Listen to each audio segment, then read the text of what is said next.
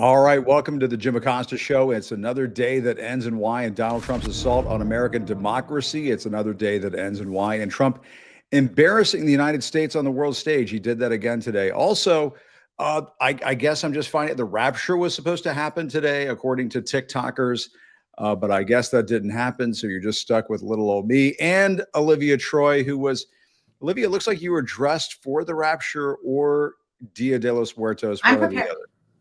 I'm just prepared for whatever's coming my way. Whether, an Antifa designation, whether it's the rapture, I'm here for it. I don't know. I don't know what the rapture is going to be. So I'm just I'm just prepared for whichever way it goes, Jim. Well, it looks like the way it's going is it's kind of rapture light, I guess. Maybe that might be the best way to describe it. If you judge this based on Donald Trump's behavior at the UN earlier today. And Olivia, you have some experience in this department because you had the unfortunate duty of accompanying Donald Trump to the United Nations during the first term. So you were probably having some PTSD today. I was. And, I watched the speech today. I was there when he got laughed at the UN back in 2019. I was there for the preparations. I had to run all of the delegation for the vice president at the time, Mike Pence. And all I kept thinking about during the speech today was that this was actually done purposely, whereas, he went off script, the typical Trump of what he did, but it was very much an America First speech on the global stage, kind of an America First agenda. Very much like it was reminiscent. He delivered the same speech almost in 2019, except for this time it was just bolder, off the rails, kind of aggressive, whether it was against allies, whether it was against the UN, whether it was full of anti-climate change rhetoric, which is what it was, and then attacking people for immigration and migration patterns. And then blaming the UN for did you see that? The broken escalator. I saw that. Broken teleprompter. I just, Yeah, it was sort of a Stephen Miller special. This had the New York Times reported on it. He accused environmentalists of wanting to kill all the cows. He personally insulted the Muslim mayor of London. He bashed allies and foes across the globe. He questioned whether the United Nations should even exist. What is the purpose of the United Nations? Trump asked a gathering of the UN General Assembly today in a meandering 56-minute speech is how the New York Times put it, which apparently is 4 times as long as he is allotted. Yeah. But he doesn't give a shit about that. And he goes, at one point, he says, I'm really good at this stuff. And he goes on to say, your countries are going to hell. And this has to do with his anti-immigration message. Yeah, far from diplomacy, right? Which is what the UN stage is supposed to be. And you're right. The speeches should be shorter. Typically, they tend to go over some, but certainly not for almost a full hour. And I think what was striking to me is just how quiet the audience was this time. In 2019, people laughed, they were reacting to him. It was sort of like he can't be serious at some of the stuff he's saying. Now they know that he's actually serious and that the US is being led by this individual who is unhinged and unserious, right? And they are concerned about how it's going to impact international relations. And so when he's up there on the stage, I think it was interesting to watch the audience and how quiet they were, because they realized the severity of the moment that we are in when the president of the United States is standing there espousing these types of things, and they're actually having to deal with the real world ramifications of his foreign policy and what is happening here. And then the claims of ending all the wars, right? Right. He was saying all kinds of stuff today. He was talking about his poll numbers. He was saying that his poll numbers are great. Guess what? The Reuters Ipsos poll that came out today finds him at 41%. This is a 3-day poll, according to Reuters. Ipsos, closed on Sunday, showed 41% of respondents approved of Trump's performance as president, down from 42% earlier this month. Only 35% of the people surveyed approved of Trump's stewardship of the economy. I just want to point out, he and 28% on his handling of their cost of living, which is presumably why he was elected back into the White House. That's what all the smart people say. He was elected because of inflation and so on. He's completely shitting the bed on that subject. He's nowhere near positive territory. Yeah, and he's nowhere near peace in the world at the end of these wars. We are far from it. But again, I think this was his personal pitch to get the Nobel Peace Prize again, is what we were watching before the world stage. And I think world leaders saw it for what it was, right? And the only thing I kept thinking of, just because I've been tracking the lead up to the United Nations, because I mean, I can tell you, Jen, that it was one of the hardest things that I had to work on in my career, is getting through the United Nations General Assembly. It is a lot of work, especially when you're dealing with, the negotiations behind the scenes, leading these leaders, getting them in the room together, planning what meetings they're going to do. I can only imagine the discussions that are happening right now with the Trump team. Back then, it was mostly the Pence team trying to figure out how we're going to recover from whatever Trump did. And in 2019, we were in the middle of the impeachment approaching Trump. Can you imagine walking around the delegation, everybody looking at us? Yeah, in that sense. So I kept thinking about that today, but also the fact that we blocked people from getting visas this time, right? The State Department blocked delegations from attending the United Nations Assembly this time. Unreal. Apparently his motorcade was messing up Emmanuel Macron. There was that whole fiasco that went down. Apparently we have a little bit of sound from Trump at the United Nations. He was going off on immigration, just sounding completely unhinged. Let's listen to a little bit of this. We have reasserted that America belongs to the American people, and I encourage all countries to take their own stand in defense of their citizens as well. You have to do that because I see it. I'm not mentioning names. I see it, and I can call every single one of them out. You're destroying your countries. They're being destroyed. Europe is in serious trouble. They've been invaded by a force of illegal aliens like nobody's ever seen before. Illegal aliens are pouring into Europe. Nobody is ever, and nobody's doing anything to change it, to get them out. It's not sustainable. And because they choose to be politically correct, they're doing just absolutely nothing about it. So Grandpa Trump was railing on immigration again. That's what Grandpa Trump does. But, I was in Norway, France, Portugal, and Ireland this past year because I've been having fun since going into independent media. And I got no sense. I went to I went to 3 out of the 4 capitals. I got no sense that these countries are going to hell, that Europe is going to hell. Yes, there have been migration issues in Europe. They've been dealing with these issues. They've been talking about them. Are there spasms of pushback from the far right? Yes, there have been, no question about it. But just so the American people know, Europe is not going to hell. It's still beautiful with all the capitals and the lovely parks and everything, and the museums. It's all there. Yeah. And notable, actually, I mean, Trump, know your audience. I mean, this is Trump delivering his personal agenda to perpetuate his goals here domestically in terms of what he's doing in the United States, and he's doing it on the global stage, right? He's calling it out, and he's doing it also just to rile up his own base of followers and supporters. Right? That's the whole plan here. The strategy here is he's speaking to actually his own supporters and saying, we're doing such a great job. Everybody else sucks. I'm the best. I'm the mediator. I'm solving everything. Every other country sucks because, they're not doing what we are on immigration. We are the prime example. I mean, that is really what he was doing here. What I thought was ironic, by the way, and super, just incredibly amazing, was the fact that the president of Brazil spoke right before he did. That was interesting. And the president of Brazil is flat out calling anti-democratic forces, anti-democracy, talking about sovereignty and the rise of fascism in the world, like authoritarianism. Super serious speech from a country that Trump has personally been attacking with tariffs and everything, because he's siding with Bolsonaro, right? He's siding with the person that is actually being held to account in his own country for attempting to stage a coup. Something that Trump seems to be, is very familiar with, I would say. Yes, Trump has been trying to punish Brazil because Brazil has been prosecuting Bolsonaro for trying to stage a coup.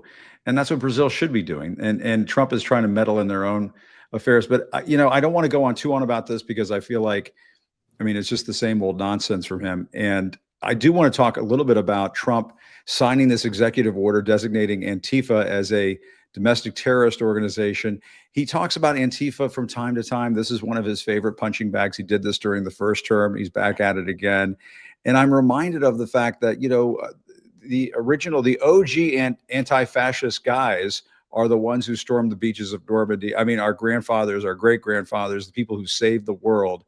And I'm just, but the thing, and you and I've talked about this offline, the concern is that they are going to use Antifa and going after Antifa as a way of just crushing dissent and going after political opponents. They'll say you and I are Antifa. Yeah, I actually think that is really what's coming. They're using this as the cloak for how they're going to go after dissenters, people who are outspoken critics, or people who are either out there in media or protesting. I think this is how they're going to use this designation. To me, I think there's a whole process that happens here when it comes to designating a terrorist organization. I've been through the process. I've sat in the policy meetings in national security. We did it for Al-Shabaab. I mean, these are serious terrorist organizations. And there really is no process for domestic groups. And I think this is part of Trump's obsession. He has been trying to do this Antifa thing since 2020, right? We saw it surface. Yes. It surfaced after the George Floyd protests. I was there for the discussion where even with intelligence community products, they wanted us to focus on the fact that it was Antifa, shift everything else, not talk about the far right threats that were happening in our country, never mind that the majority percentage of the violence that is happening is seriously coming from the far right. That has been the most violent actions they've been doing. It really just became this thing of downplay everything else, amplify Antifa, and blame it on this group, because I think that in Trump's head, it really is an actual organization. Never mind that Antifa, if we have to remind people again, is not an actual formal organization. So I do think that this is part of the strategy of figuring out ways to use the Department of Justice and federal law enforcement, which I think is coming, and we're seeing it sort of develop along the way, by using this designation and saying, well, these people now fit under the definition of terrorists because they belong to this Antifa organization by definition, which means it's anyone who does not support Donald Trump. Yes. And I mean, and you and I have been talking about this offline for several days. I mean, the way he has egged on Pam Bondi to go after political opponents, the way he has been firing U.S. attorneys like the one in the Eastern District of Virginia, pretty prominent U.S. attorney's post, putting in a loyalist there.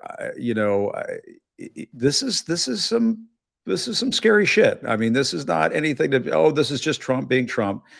No, this is different than the first time around. Yeah. And I think, charging someone under a terrorist designation is a very serious charge. Yes. It's not something that we should be taking lightly.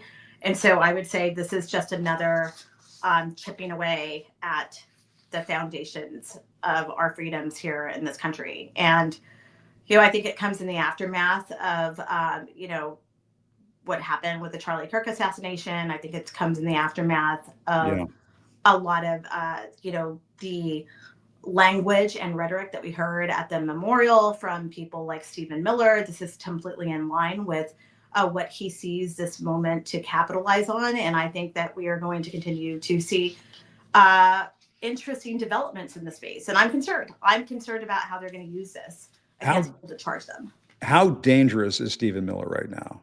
Incredible. This is the most dangerous I've ever seen him. Yes, because he has power. Yeah. Unchecked power, I would say. Right? The reason that Trump can get up at the United Nations and do that is because there is no one in the room saying this is a diplomatic global event for diplomacy. This is not a grievance filled thing where you're kind of trying to control what he's saying, and actually you're not speaking to your America First domestic agenda.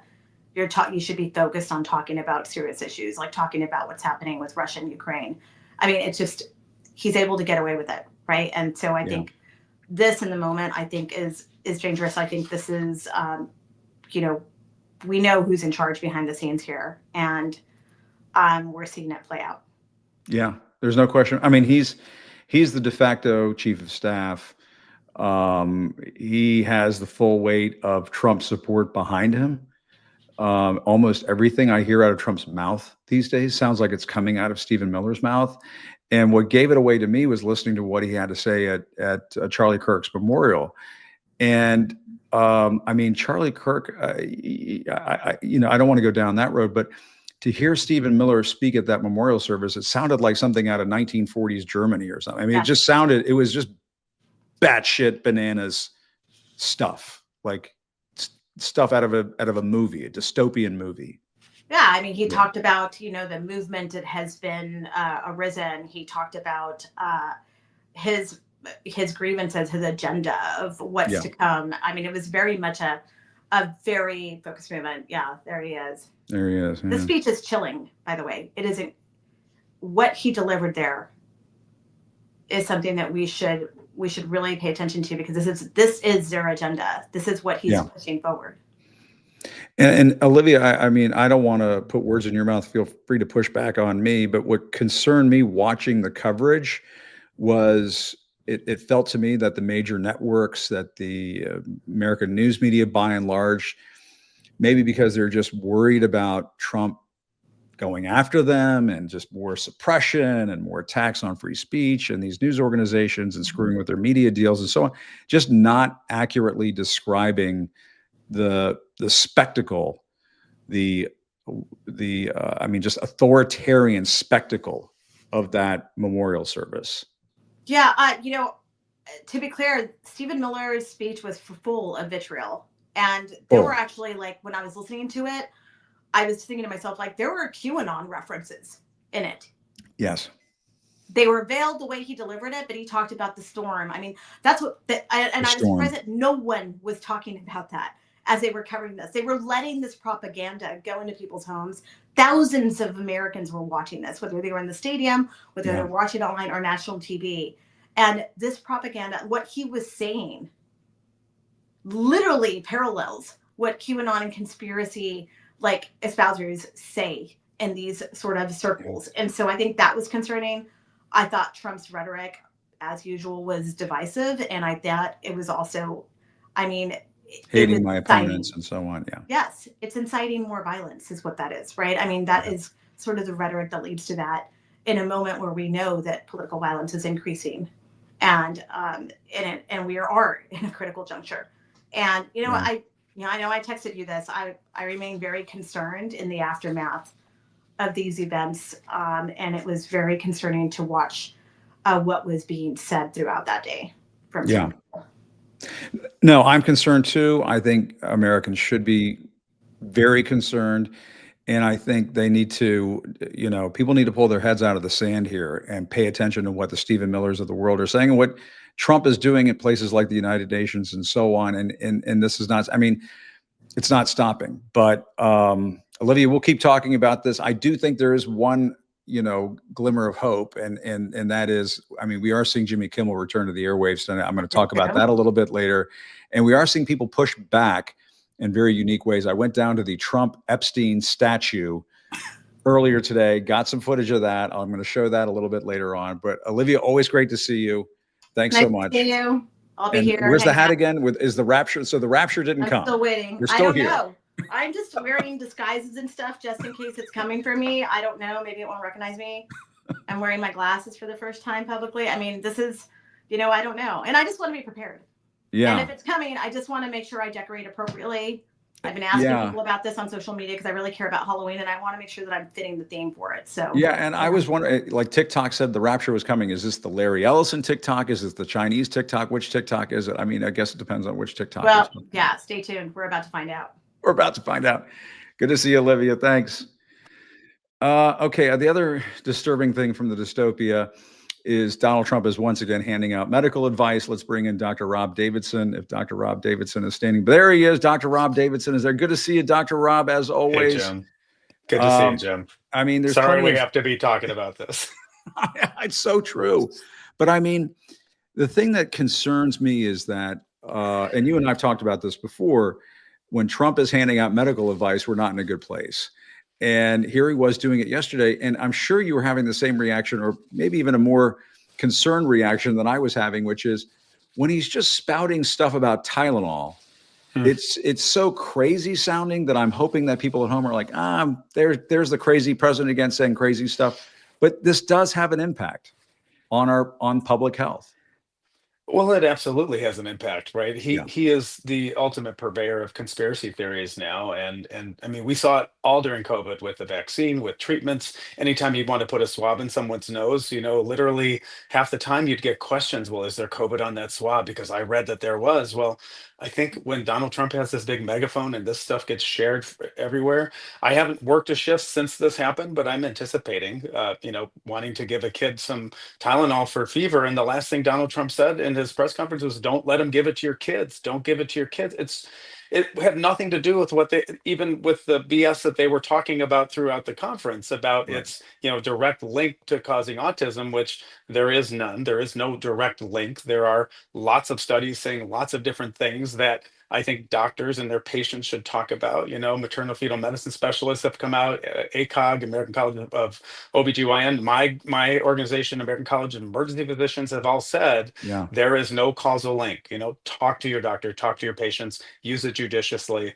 That is how we do medicine. That is how we Right. we synthesize information from studies, not from this raving lunatic, just word salad coming out of his mouth about Tylenol. It's hard to believe. I mean, you were there, front and Yep. center the last time this all happened, right? I mean, you were in the room when I he was was. I was there talking when he about was. bleach and light in the body, and I mean, See, he was talking about oof, hydroxychloroquine. I mean, it was, you yeah, name it. I mean, it was bananas the last time around. It's part of the reason why I think he lost re-election the first time around. I think people thought he just had so mismanaged COVID yeah, that, yes, they thought he was a threat to democracy and he was a liar and so on, but they just said, you know what, you were given this job of managing COVID and you failed spectacularly.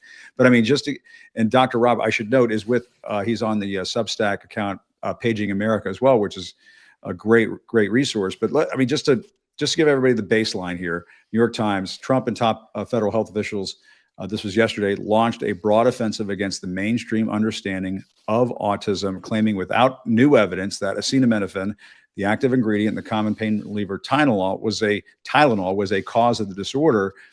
And they announced new research into the root causes of autism. I mean, they were also talking about unproven treatments and so on. And I'm just curious to unpack all of this, Rob, what your thoughts were when you heard this as they were just sort of unfurling this, because typically, I mean, I know this from covering people like Dr. Fauci, Dr. Birx, and so on.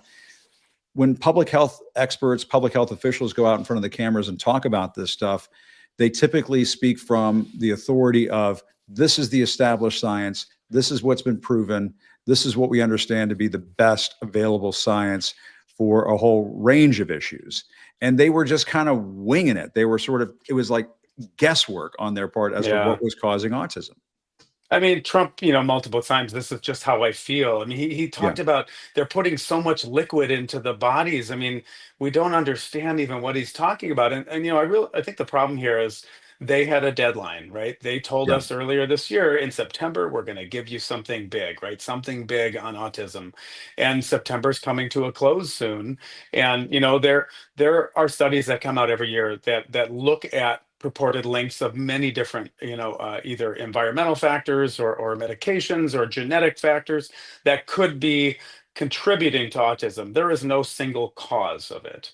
And Yeah. so as this data comes out, folks like me, but really folks kind of above me in OBGYN world and pediatric world, they help synthesize all this data and come out with recommendations and kind of come down with, this is what the best evidence tells us. And the reality is, and I've said this before, so much of it is very much nuance. Most of medicine, I Yeah. tell my patients this at the bedside, rarely is it black and white, right? Most of medicine is very gray. And that's why you sit and have long conversations with your patients, explain things, you have shared decision making.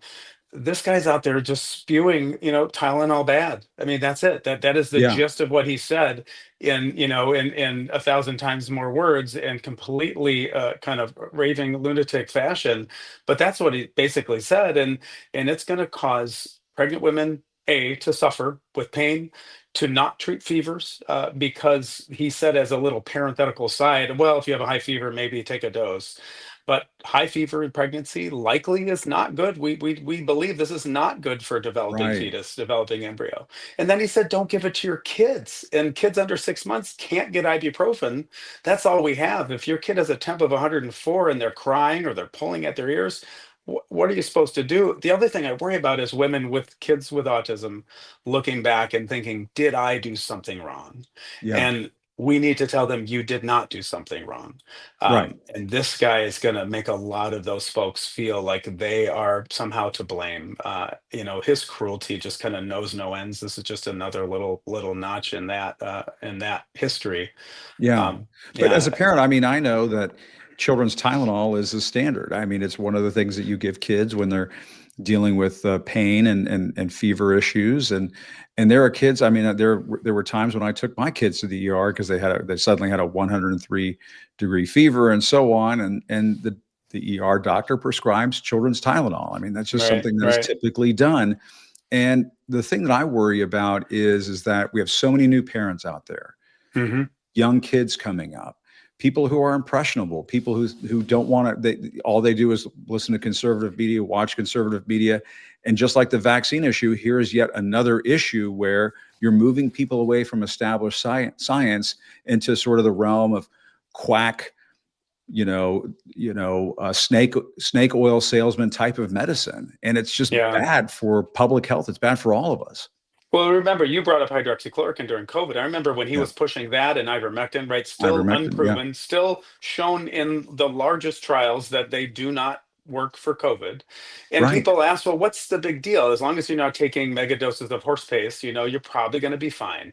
And that was probably true. But the problem is it gives a whole group of people something to latch onto that will treat their COVID. So they don't care if they're sick or someone else is sick. They were getting together in very small spaces. They were rejecting the vaccine because they were also told that there was something wrong with that. But they figured, I'm okay. I have this treatment. I have this drug that the president keeps talking about. I Yeah. keep hearing people talk about it. So there is real danger in that. And there's real danger in telling pregnant women, don't treat your pain, don't treat your fever. Pregnant women shouldn't be taking ibuprofen. There are established links with certain defects and certain issues in the fetus that ibuprofen is something we don't recommend. We Right. certainly don't want pregnant Right. women taking a bunch Ibuprofen of is opioids. Advil and acetaminophen Advil, is yeah. Tylenol. Yeah. Yeah, we don't want people taking opioids, right? We don't want them taking, hydrocodone or oxycodone, those kind of things any more than they have to. And so, when he tells them to tough it out, I mean, this is not a individual who has toughed anything out really, to be Right. telling people How that. much how much is he popping? I mean, honestly, let's just be real here. Oh man, man, And then yeah, the it's other thing too is crazy. he was spreading a lot of misinformation about other countries. I think we have a bite of that where he's talking about Cuba. I took an interest in this because my dad's from Cuba, but he was trying to say they don't have autism in Cuba because they don't have Tylenol. Let's watch. If we have that, let's listen to We'll this. say there are parts of the world that don't take Tylenol.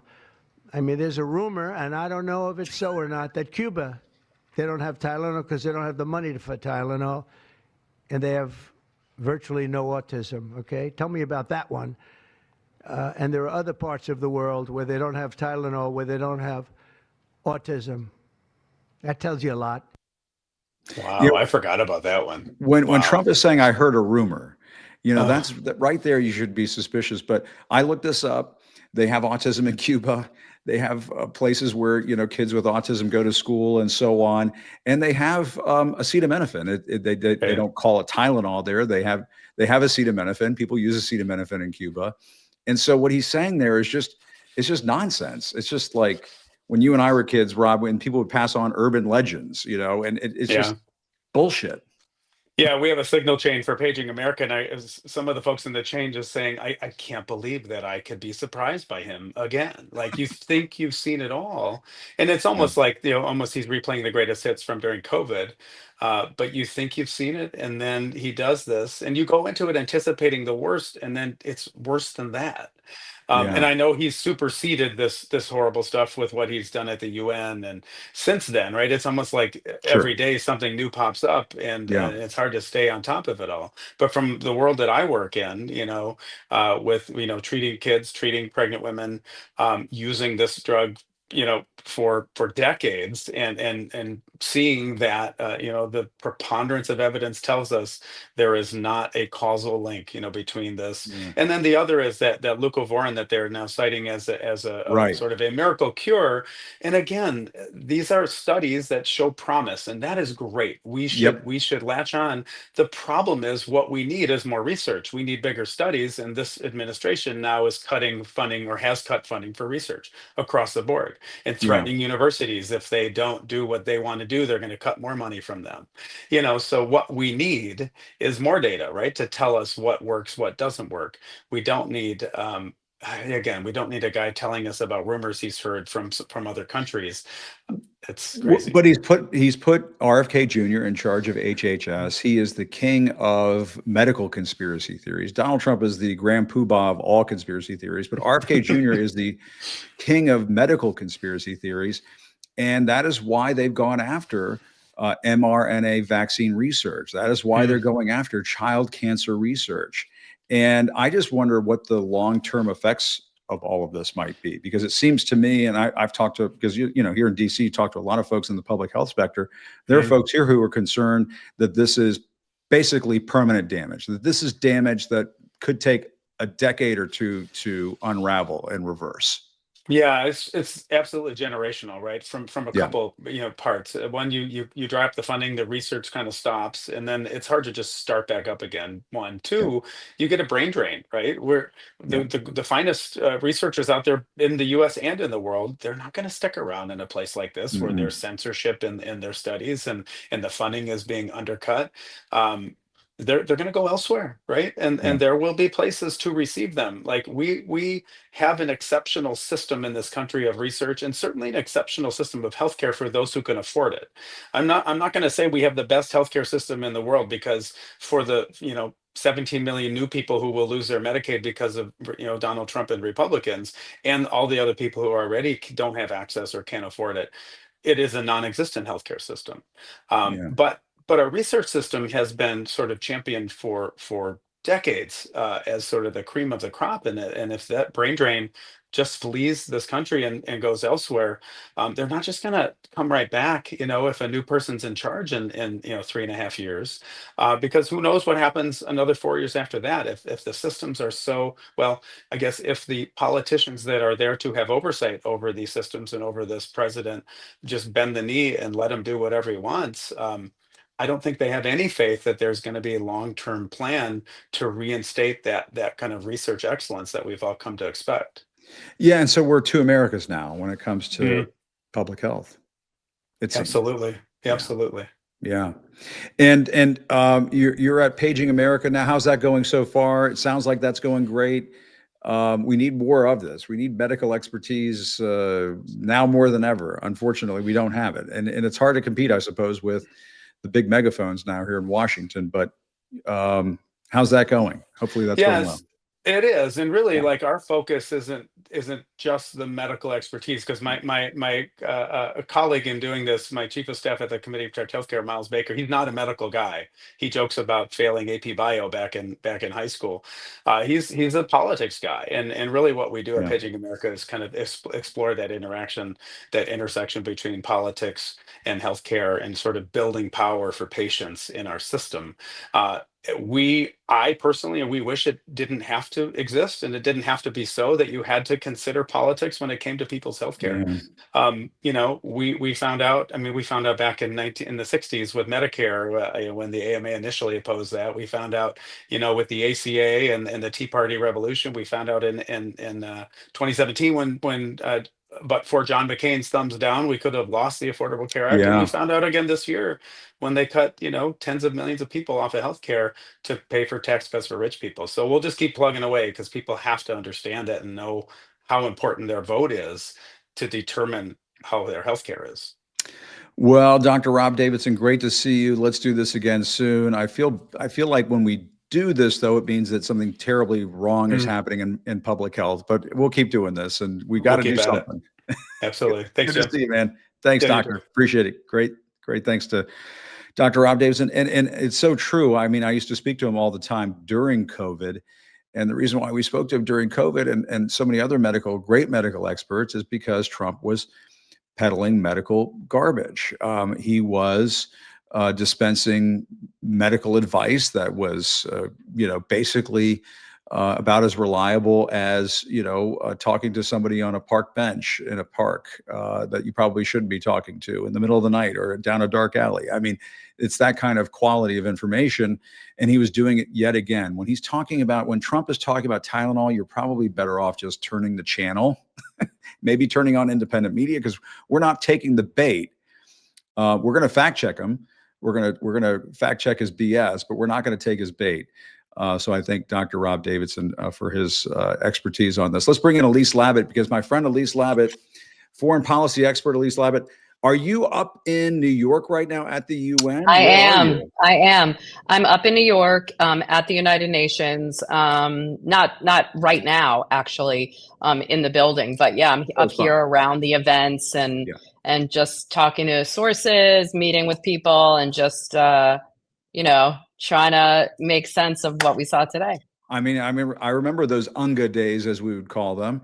And, I was talking about this with Olivia Troy earlier. Yeah, there have been there was a time a few years back when Trump went in front of the United Nations and they laughed at him. The diplomats in the room laughed at him. That was not the case so much this time. No. They have been either stunned into silence or intimidated into silence, is what it sounds like. Yeah, it was more like a gaping, like, what?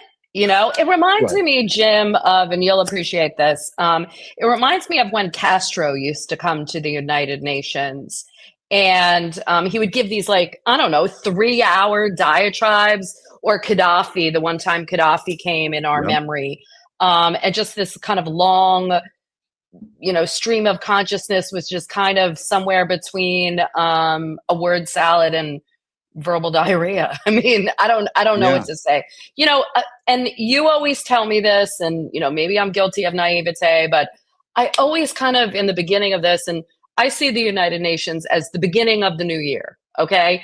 Back to school. It's the UN General Assembly. For Jews like me, it's the Jewish New Year. And so I always kind of think this is the new beginning. Maybe he'll rise to the occasion. Yeah. And, look, there's a lot of reform that's needed at the UN. The UN is a colossal mess. Of course, and so a lot of the right, and a lot of the things that during the first Trump administration, I mean, Nikki Haley, was very tough on the rhetoric, but she worked behind the scenes very closely with countries on reform, on budgeting. And I think even though she was very tough on rhetoric, in the end, she was really respected by a lot of countries because she really worked closely with them. So if you want, there was an article by this friend of mine, Danny Pletka, of What the Hell is Going On, Substack. And she said that Trump was coming for a reckoning of the UN. And like a good old fashioned reckoning, like, guys, this institution really isn't living up to its potential. I think he said that once, like 80 years better together. If he gave him a reckoning and said, hey, let's work together to reform, that would have been fine. But I don't think anybody kind of either understood, could comprehend, or really appreciated what he had to say, and kind of tuned out after, this stream of consciousness talking about, DC and immigration and all this, until he said, all you countries are going to hell. And then they tuned out again. So, I just think it was such a missed opportunity. And I keep looking for Trump to be the world leader that he wants to be, and that he, claims to be, and that people are looking for. But he just never rises to the occasion. And it's just a huge, we shouldn't be surprised, but it's still a disappointment nonetheless. For someone who's covered, I don't know, 25, maybe 30 UNGAs. I'm going to date myself here. We call them UNGAs. But for someone who's covered 29 of these things or 30 of these things, you always look for the U.S. president to show U.S. leadership. That was like taking U.S. leadership and like ripping it in a lot of shreds and throwing it in the garbage. I mean, that was not a U.S. president up there today. I'm sorry. No, it was not. It was a dictator wannabe. and somebody who is always, I mean, at war with the facts. He was saying that climate change, this is what he said, it's the greatest con job ever perpetrated on the world, quote unquote. He also said, quote, the carbon footprint is a hoax made up by people with evil intentions, and they're heading down a path of total destruction. This is what he said. These are quotes. I read you this. This is what the Washington Post about. Yeah. I mean, I listened to the whole thing. Okay. Yeah. I was at MSNBC and I'm, kind of listening. And usually I have my notebook. I have a, printout. Of course, they don't send embargoed remarks because he didn't have any, just kind of, and then he went on for like 20 minutes. I don't know if you heard about how he went on for 20 minutes about the teleprompter and the escalator, and it wasn't working. And the only thing he got from, I was at the UN and all, instead of saying all I got was this T-shirt, all I got was a broken escalator and a no working prompter. It was his Vegas act. Yeah, it's the same speech he gives all over the place, except, for the teleprompter part. But, all of that stuff, I don't even listen to. It's the same speech he gives at home, by the way. It was a lot of domestic stuff. And, I don't look at these things about, the things, mistruths or, misleading statements or stream of consciousness. I look at what the big picture is. And let's look at the big picture here. Okay. Yeah. The US, I know you're right, viewer comment. He behaved as expected. Stop thinking Trump will fit into the usual box. He behaved as expected. Stop thinking that Trump will fit in the usual box. No, I know you're right. That doesn't mean I can't, And that wasn't my viewer comment. That was an actual comment. No, you're right. You're right. I'm completely saying that, this is naivete on my part. But the US pulled out $1 billion in funding, right? Withdrew from the World Trade Organization, withdrew from the UN Human Rights Council, withdrew from UNESCO. These organizations need reforms, But pulling back and kind of disengaging does not help. Taking out that money doesn't help. He's talking about all the people in the world he want to save. That money means less people are getting fed, less, the UN, the World Food Program is, begging countries to try to help make up this. So when you look at the picture, the US is diminishing its influence around the world. And when you look at, countries like China trying to fill the void. And when you look at what happened yesterday, 142 nations, including some of the US biggest, strongest allies, UK, France, Canada, Australia, all recognizing a Palestinian state in defiance of the US. Marco Rubio sent cables to every embassy trying to get, these countries not to go to the meeting, to boycott this, this summit and this New York Declaration, signing onto it. Failed. Had the U.S. been more engaged, maybe he could have done better. Peel away one of those countries. Who knows? That's right. But this goes to show you when he's going it alone, he's alone, and that's where you end up. And I think the Palestinian state issue is a perfect example. The United States is more and more isolationist and isolated. And Trump is getting exactly what he wants. And the other thing that he did today, he made some news outside of this speech, from what I understand. He said that he thinks NATO countries should shoot down Russian aircraft if they enter their airspace. Yes, I do, Trump said in response to a question about this. I mean, he throws out just crazy talk like this, and I have to think NATO countries are thinking to themselves, well, should we do it? Because well, and what if we do it thinking Trump we'll support it. And then the next day he says no. Like, don't forget, him and Zelensky in the Oval Office in February. So, a friend of mine sent, what he said on Truth Social about, that Europe could, that, the Ukrainians can win the war now with Russia with NATO help. Then I said, love it if he doesn't change his mind tomorrow. Exactly. And so, what it is, Jim, he'll tell a European country or a NATO country to shoot down a Russian plane. And then Russia says, oh, okay, I guess we're at war. We're going to go to war with this country. I think what it is that he's not taking this world leader stuff seriously. And he's, he just wants to be a bully. Or win the Nobel Peace Prize, or, for his 7 wars. But he's not taking, the job of being the U.S. president and the U.S., the leader of the free world, seriously. And on a day like today, which is like for people, wonks like me who cover U.S. foreign policy, this is the most important day of the year, when the president goes out and lays out a U.S. vision for leadership in the world. Those days are gone. Those days are on hold And until also, how does that 2029. hurt? How does that hurt us? Okay. I've heard this Why? story a couple of times in the last few months. On 9/11, Nick Burns, who's who was the ambassador to NATO, called up Connie Rice, who was the Secretary of State, and said, Canada says we should invoke Article 5, which is attack on one is an attack on all.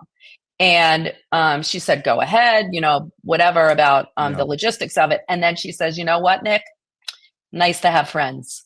Yeah. Nice to have friends. Nice to have friends.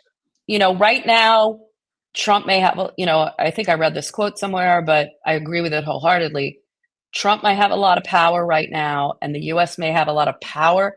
We don't have a lot of goodwill right now, and that is going to come back to bite us. No, that you're absolutely right. Let's talk about this Palestinian issue. Let's peel back the onion on that a little bit.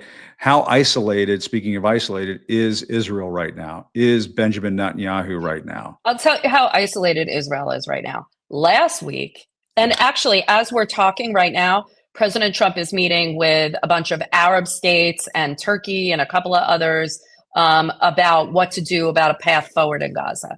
And he's going to get an earful, okay, after Israel bombed Qatar, what's going on in Gaza, threatening to annex the West Bank. Last week, there was a meeting of all the Arab states and all the Muslim nations, the Organization of Islamic Conference. And who was there? Turkey, Qatar, all the Gulf states, Egypt, Jordan, all the Arab states, and Iran. And Iran. All together, right? In one room. And used to be when those countries got together, who was the big boogeyman? Iran. Who is the big boogeyman now?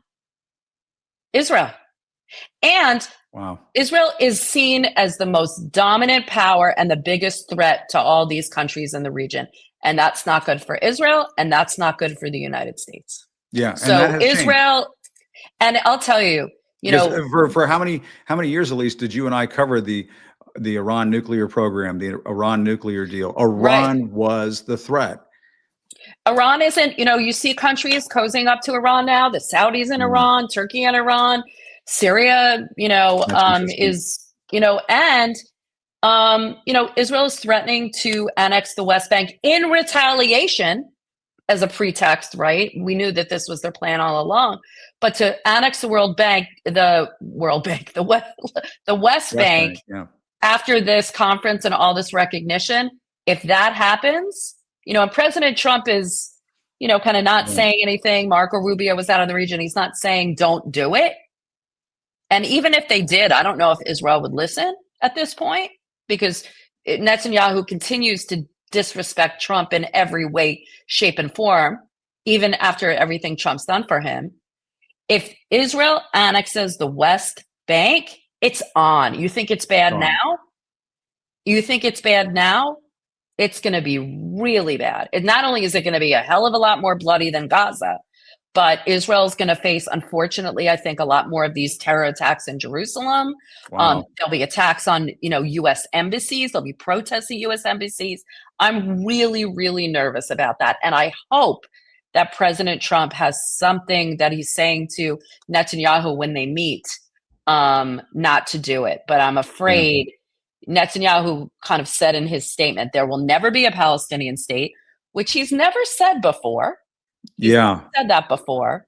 Interesting. They're just saying, hey, there's not going to be a Palestinian state. We're taking the West Bank. They call it Judea and Samaria. And, what about those poor hostages? You think that's going to help those poor hostage families? No, of course not. It's the Jewish New Year. This is the, third Jewish New Year that they don't have their loved ones with them.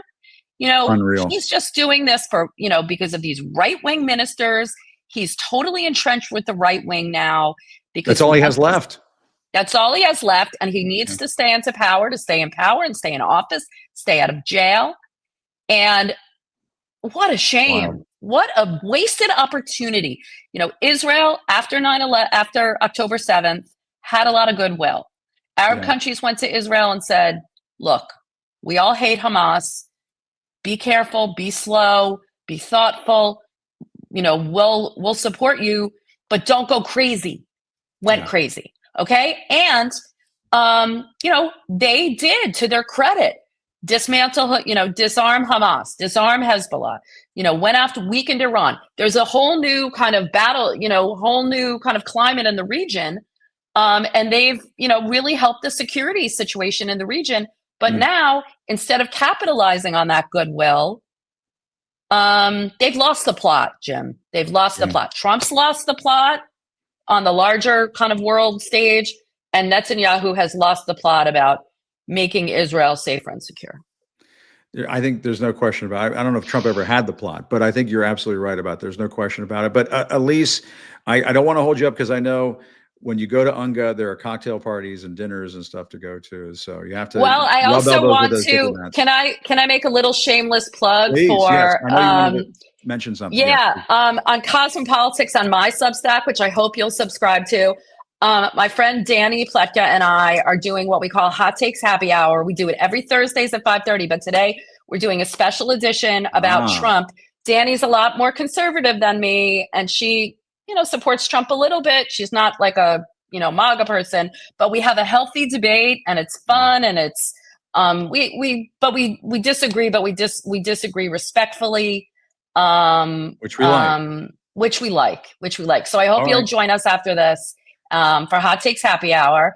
And Jim, it's always good to be with you. Keep on keeping on. Will do. So many people are looking to you to kind of, help. And especially now with all these threats against the mainstream media and censorship, and the fact that these mainstream media organizations are bowing to censorship. Unreal. I'm going to say something about independent media is so much more important than ever. And so we really have to, keep fighting the good fight here. No question. We will keep at it. Elise, great to see you. Thanks so much. Have fun in New York. Thanks, everybody. See you next time. All right. And speaking of hot messes, I got to tell you something. I saw something. I don't know if you guys are familiar with the Instagram account. I think it's on Twitter too. Washingtonian problems. So I'm looking at my phone this morning. I'm looking at Washingtonian problems, and right there on my damn phone, they have there's a picture of a statue down on the National Mall of Donald Trump and Jeffrey Epstein. And I said, you know what? I got to get off the damn couch. I got to ask Duke if I can just have 5 minutes of his time. It was probably a couple of hours to leave him at home, go down to the mall and check this thing out. This thing was unreal. We were down on the National Mall today and found this brand new edition right in front of the U.S. Capitol. I want to show it to you right now. Take a look. I also talked to some of the folks down there. Take a look. Watch. We know Donald Trump has always wanted a statue in his honor, but I'm not sure this is what he had in mind. It's the most popular thing on the mall right now. It looks pretty popular. Whoever put it there, deserves to be basically punished. Punished? Why? Because you can't put something like that, without any permits or anything like that. Did you know what this was as soon as you walked up? Yeah, I actually saw it on TikTok this morning, and so I knew we had to come and see it for ourselves. You saw it on TikTok? I did, yeah. I was just going to ask you, what do you think about this Trump-Epstein statue? Well, I think it's hilarious. I think it's, I think it all makes sense. They're not lying. I think there's a relationship before he took over the presidency. Yeah. Why do you think he won't release the files? Because he knows he's dirty. Like, there's no doubt about that. But yeah, he's got power, and that's why he's protecting him.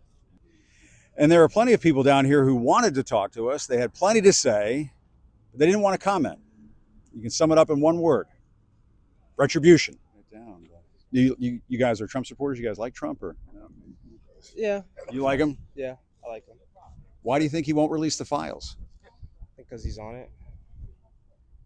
You still like him though? If he's on it, probably not. No.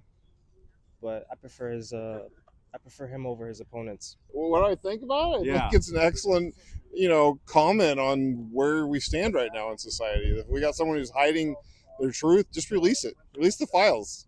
Why do you think he doesn't want to release the files? He's in them. It's that simple. When your name's in it over 1,000 times, you're going to hide it. Simple as that. As simple as that. And this part just might be the icing on the cake. You got the statue right here, but off in the distance, hanging on the Department of Labor, is the Kim Jong-un like Trump banner. You got to love it. I think So, people are calling for something here, and it's pretty powerful. and it says in honor of Friendship Month. Mm-hmm. I guess they must be very good friends, or were very good friends, or something like that. Yes. And you're very good friends. Is that also the case? Us too. Yeah. They're very good. Okay, good. That's good. It's nice to have friends, but my God, not that kind of a friend. I mean, listen. And there were some outtakes that I can't even show you. I wish I could show you. There was a whole group of school-age kids who were on their field trip down on the National Mall. I could not show you any of it because their teacher said, no, they can't be on television or they can't be on video. They're minors. But I will tell you, there were about 20 or so kids on their school field trip. I think they were in high school. And I asked them, does anybody know who Jeffrey Epstein? All of those kids knew exactly who Jeffrey Epstein was. They all thought the statue was hilarious. And I mean, it just goes to show you the entire country has figured this out. Donald Trump, what are you hiding in the Epstein files? You must be hiding the Epstein files because there's something in there that you don't want the public to see. And it was so, I'm sure you saw it there during the piece, but it was absolutely remarkable. Here is this statue dedicated to the friendship of Donald Trump and Jeffrey Epstein. And off in the distance, you could see one of those Kim Jong-un Stalin-esque type banners hanging off the Department of Labor. He's got them on a bunch of the federal buildings downtown. And, we had a bunch of federal workers coming up to us. They were afraid to talk to us because they don't want to get doged. And, there were a number of them. You could see their badges and they were laughing and taking their pictures. Everybody gets this. Everybody gets this, that Donald Trump has something to hide, that this friendship is something that he wants to hide. And I would tell you, I've been hearing from the subscribers, followers, viewers, and so on who have been saying, Jim, don't forget about the Epstein files. Do not forget about the Epstein files. I have not forgotten about the Epstein files. There's been a lot of stuff going on. But we're going to continue to cover the Epstein files and ask the question, why are you hiding the Epstein files? Why will you not release the Epstein files? Maybe it's something Jimmy Kimmel will talk about tonight. That's the last thing I want to leave you with is, yes, our friend Jimmy Kimmel is going to be returning to television tonight. Jimmy Kimmel is back. This is how the Hollywood Reporter put it. Kimmel may be returning to ABC, but his show will remain dark in a large swath of the U.S. So this is a very important development. Sinclair Broadcast Group, Nexstar, are both saying that they will preempt the show tonight. So if you live in markets where you have Sinclair or Nexstar stations, this is the other thing I wanted to bring up before we go. I'm here in Washington, D.C. The ABC affiliate in Washington, D.C. is owned by Sinclair Television. If you live in one of these markets where they are blacking out the Jimmy Kimmel show, we're so happy that he's back. But if they're blacking out the Jimmy Kimmel show because they're owned by one of these MAGA Trumpy companies, you need to call the station. Just Google the station's call letters or the station number and what town you're in. You'll find that the number will pop up in your Google, and call those stations and give them a hard time and ask the question, why are you not showing the Jimmy Kimmel show? Why are you not showing the Jimmy Kimmel show? And why do you not believe in free speech in this country? Why do you not believe in freedom of the press? And that question just needs to be asked, and there needs to be pressure brought to bear on these stations. So yes, call your local ABC stations and tell them tonight to air the Jimmy Kimmel show. Government censorship, corporate censorship, corporate suppression of free speech. That's not the American way. Come on, guys. Give me a break. All right, we had a lot packed in the show today. My thanks to Olivia Troy. My thanks to Dr. Rob Davidson. My thanks to Elise Labott as well. And my thanks to my new producer, Sam Simpson, for going down to the mall with me and filming all of those highlights of talking to folks down about the Epstein Trump statue. Of course, as always, my thanks to my executive producer, Matt Hoy, for putting all this together today. Great show today, guys. Thanks for tuning in. Still reporting from Washington, I'm Jim Acosta. Have a good evening. I'll see you next time.